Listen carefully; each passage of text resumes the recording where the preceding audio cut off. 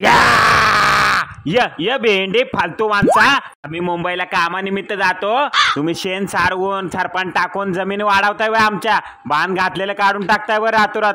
भेंडी आज सोडत नाही काय काला, घोडेच लावतो घोडे. अरे यकी पुढं फाटली का? आ जे झांजा वाजवली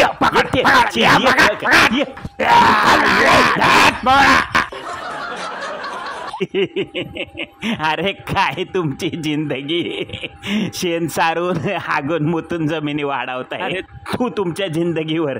स्पेशल स्पेशल दरवळा केशर अशी एक नंबर काकडी भेटली ना भावा गावरान, लय भारी वाटते. आता खातो अशी कच्चीच, मीठ असतं ना तर अजून मजा आली असती.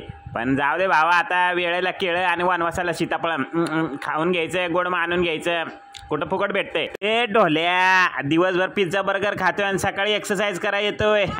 ह्याने कधी बघितलं रे मला पिझ्झा बर्गर खाताना? आईला मला जी शंका होती तेच घडलं भावा. कसली खोड बुद्धी सुचली आणि रात्री लाईट गेली म्हणून हवेशीर बाहेर झोपलो बर का. आणि रात्री चोरट्यांनी मला निबार चोळला की चांगला फोकळून काढला. अहो माझ्या अंगात डुकरी ताकद हो, पण अंधारचं कसलं मला काय दिसतंय. आणि त्याच्यामध्ये मला चष्मा लागलाय 4.5 नंबरचा. घरामध्ये पैसा अडका भरपूर बर का, पण 1 रुपयाला हात लावला नाही. लका मलाच फोकळायला आलेली वाटते ही चोरटी. जाऊ दे, कुणाला काय सांगायचं म्हणून गप बसलो होतो. पण एंडिंगच्या वेळेला बरोबर शेरप्या आला आणि त्याने गाव गोंगाट केला ना राव. आता काय का 4 पोरी बघायच्या तोंडाकडे त्या पण बंद झाल्या. ते काय टाळकं सुजलंय की माझं.